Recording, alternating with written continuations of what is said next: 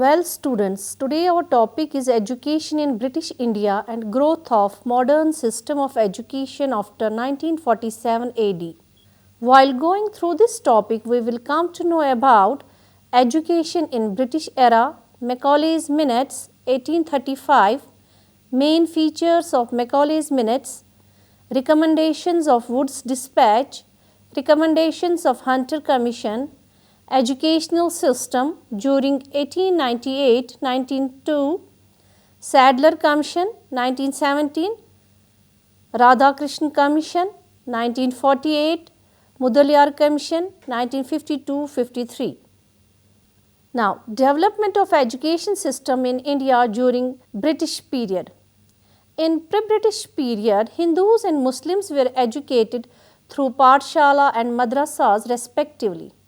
Britishers showed no interest in advancement of learning in the first stage of their rule in India. Some of the Britishers, in personal endeavour and for political gain, showed some interest in spreading education. Van Hastings, Governor General of Bengal, showed keen interest in Oriental education in India. Now, there was a debate about the line of expenditure. In the Charter Act of 1813, rupees 1 lakh per year was sanctioned for advancement of education. Some said that it should go for Oriental education, others said that the sum was to be spent for English education. The General Committee of Public Instruction decided to spend the money on Oriental studies. Thus, the decision was taken to establish a Sanskrit college at Calcutta. During the rule of Lord William Bentinck II, there was change in government's education policy.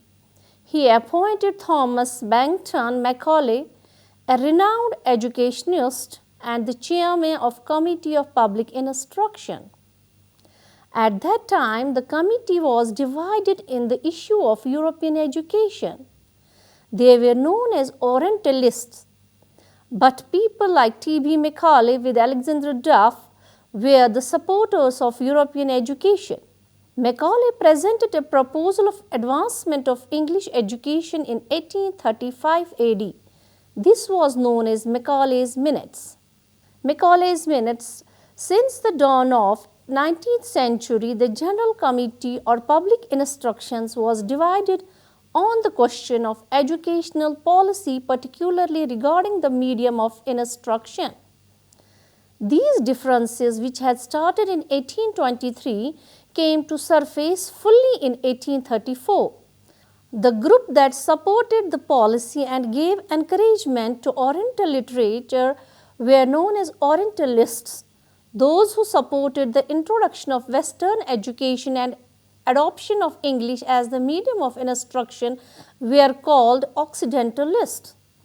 Lord Macaulay came in India as a law member of the Council of Governor General on 10th June 1934. He was a learned scholar of English literature and a very fluent orator. He was appointed as the chairman of the Society of Public Instructions of Bengal by Lord William Bentinck. At that time, a violent Oriental and Occidental controversy regarding medium of education in India was very evident. The Britishers were held up because they were unable to solve the problem of medium of instruction in India. This created situation for recurring inconvenient discussion at meetings. Almost every topic that came up for discussion in any meeting of the committee got mixed up with these fundamental differences. Both the parties in the committee decided to submit their dispute to Governor General in Council for orders. The situation became urgent when a sum of rupees 1 lakh was sanctioned by the British Parliament under 43rd section of the Charter Act of 1813 to be expanded every year for the revival and improvement of literature and the encouragement of the learned natives of India and for the introduction and promotion of knowledge of the sciences among the inhabitants of the British. Now, Wood's Dispatch. It's known to us that the Charter of East India Company had to be renewed after every 20 years. When the time for renewal came in 1853, education in India had come to suffer numerous problems. The directors of the company decided to lay down a definite policy for education in India. Therefore, it became necessary to make a comprehensive survey of the entire field of education. As such, a selection committee of the British Parliament was set up in order to institute an inquiry into the measures for their reforms. The committee studied the issue thoroughly and reported that the question of the Indian education should not be ignored and its development will not be in any case harmful to the British Empire. The suggestions of the committee were favorably considered by the board of directors. Sir Charles Wood was the president of the board of control. Therefore, the declaration issued on July 19, 1854 was known as Wood's Dispatch. Although it is said that the dispatch was written by the famous thinker John Stuart Mill, a clerk of the company at that time. On the basis of the recommendations of the Wood's Dispatch, new educational policies were formed. Now the recommendations. Wood's Dispatch is a long document of 100 paragraphs and deals with the various aspects of great educational importance.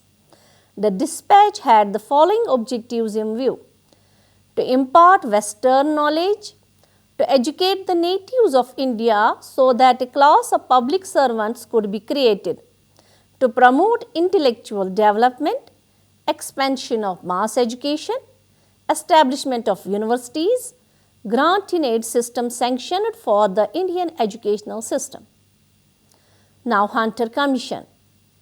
After the transfer of administrative power from the East India Company, it was considered necessary to assess the development of education in the country. It was felt that the grant and aid system, as suggested by Wood's Dispatch, was not popularly carried out. Because of all this, the missionaries started an agitation and formed an organization in London, which was known as the General Council of Education in India. When Lord Ripon was appointed the Viceroy of India, a deputation of the General Council of Education requested him to have an inquiry into Indian education. Lord Ripon appointed the first Indian Education Commission on 1882. Sir William Hunter was appointed as the chairman of the commission. The commission was popularly known as Hunter Commission after the name of its chairman. Besides the chairman, the commission consists of 20 other members. Aims and objectives of commission. The commission was appointed with following aims: to inquire into the manner in which effect had been given to the principles of the dispatch of 1854, to assess the position of primary education in India and to suggest measures for its reform, to inquire into the position of the state institutions and their importance, to evaluate the work of missionaries in the field of education, to inquire into government attitude towards private enterprise. The commission also undertook an inquiry into the conditions of secondary education and to suggest measures for its improvement. Accordingly, the commission made valuable recommendations for the development of primary education. Now, the education in British India second. Lord Curzon came to India in a very crucial period of Indian history. This was the beginning of 20th century and severe famine and epidemic of plague had crippled the social life of the people.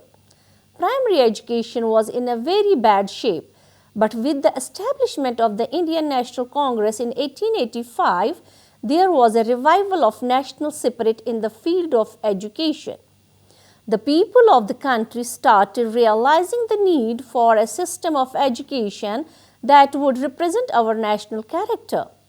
Several national leaders like B.G. Tilak, Anai Besant, C.R. Das, Dadabhai Naoroji and Gokhale had emerged and helped in the development of the spirit of nationalism. Lord Curzon came to India as Viceroy in 1899. During his period, India was revived very critically and steps were taken to improve the different levels of education. The first step in the educational reform that Lord Curzon initiated was the holding of a conference at Simla in September 1901. This was the first conference on all India basis. The conference was attended by the provincial directors of public instruction, representatives of the Christian missionaries, and a few selected educationists. But the representatives of the India remained absent.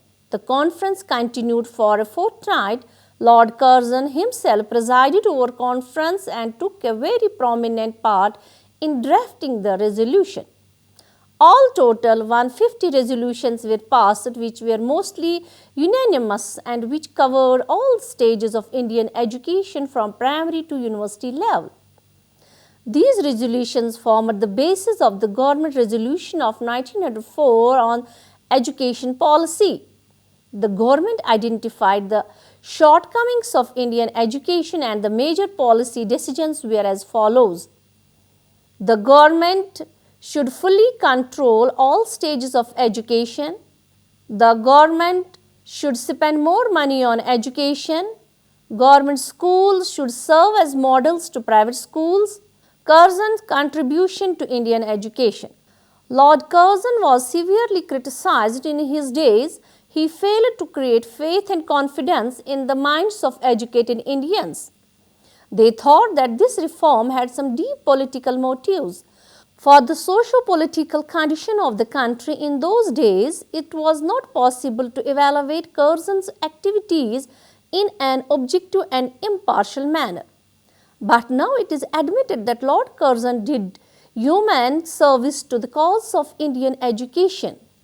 During his days, every aspect of education received his keen attention, and it was Lord Curzon who started the movement for educational reconstruction in India, laid the foundation of the reforms of Indian universities, tried to raise the standard of Indian higher education.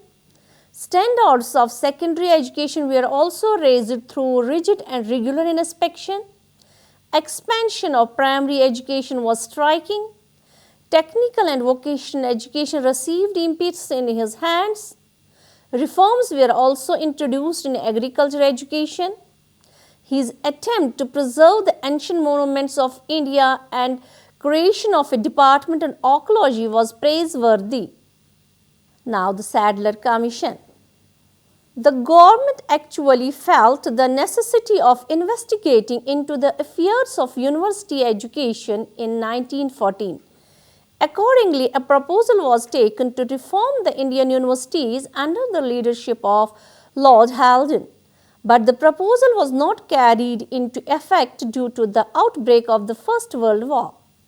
In 1917, the government appointed the Calcutta University Commission to study and report on the problem of university education. The commission is also known as Sadler Commission after the name of its chairman, Dr. Michael E. Sadler. The commission visited all the university centers and after 17 months submitted its report in 1919.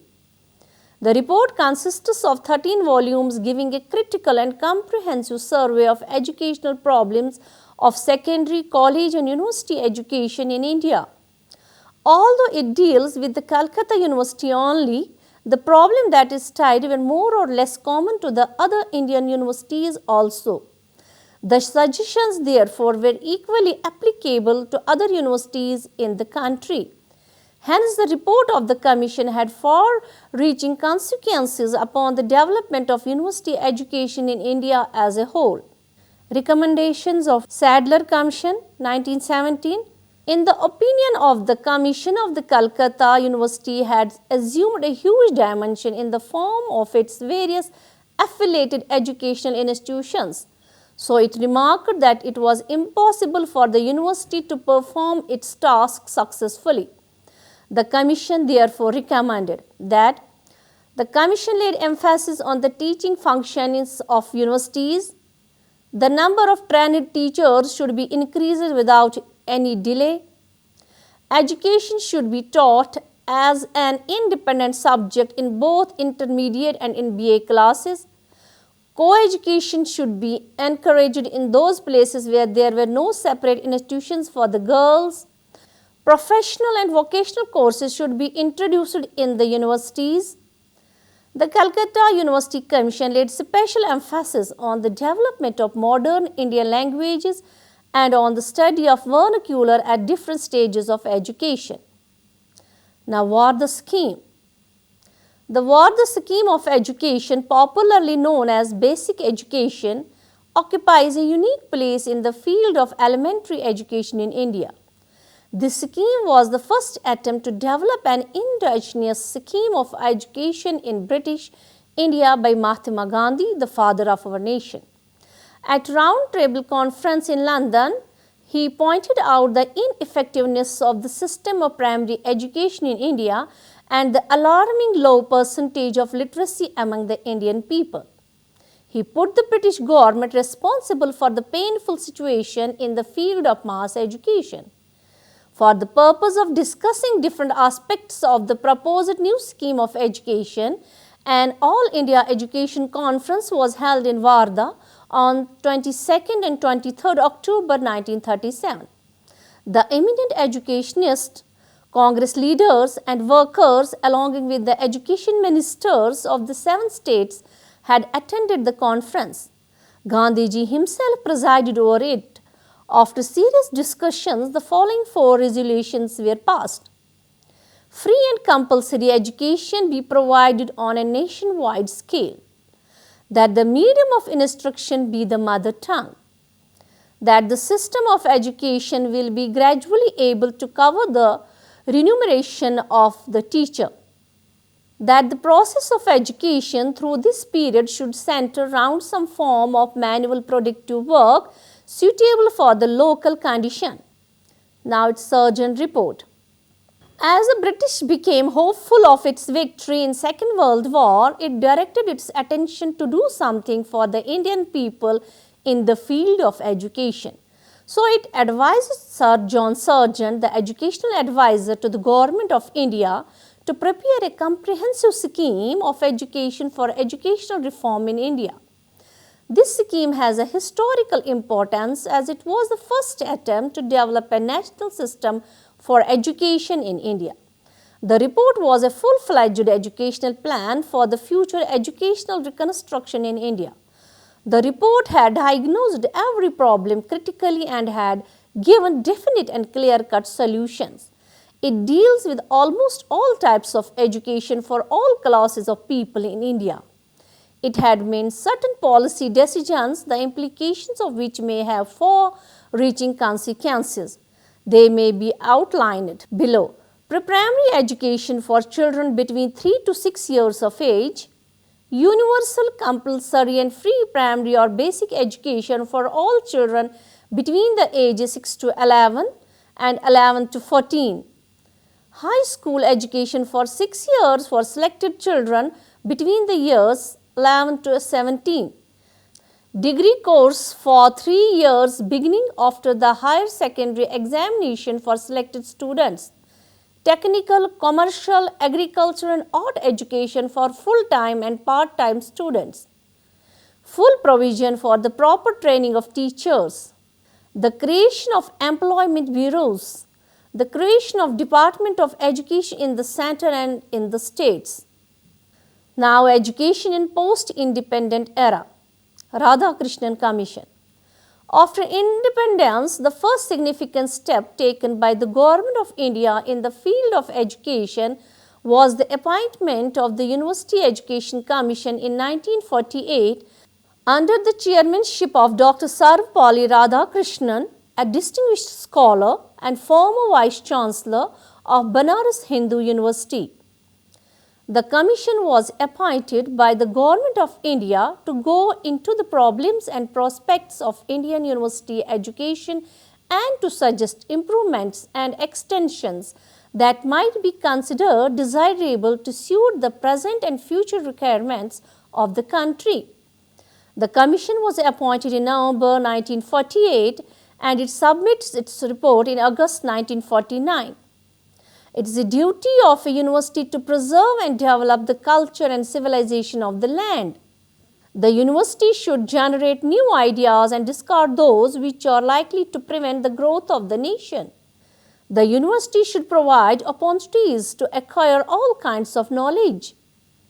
The university has to make the foundation of democracy strong, and it has to develop the spirit in students for ensuring equality, fraternity, and social justice to all while maintaining the integrity of the nation.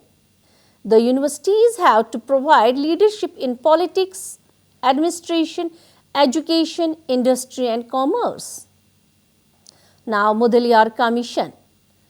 Secondary education is the stage of education that includes all the classes after the primary school and is considered to be the backbone of the country's entire educational program. This, however, is also the stage which marks the completion of education for the large majority of pupils. Secondary education is also the basis of higher education, which gives the desired direction to the nation's power. After achieving the independence in 1947, both the public and the government began to take the keen interest in the development of secondary education. Meanwhile, the attainment of independence, the political situation of the country also underwent a complete transformation.